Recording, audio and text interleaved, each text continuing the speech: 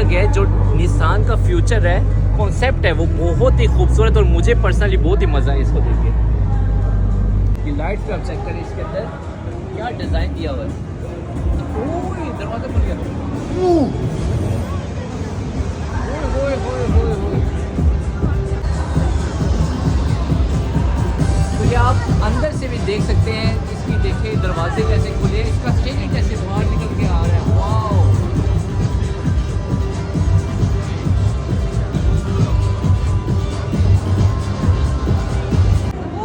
ये देखिए इसका स्टेरिंग और इसकी लाइटिंग, ये है इसकी ड्राइविंग सीट। वाओ।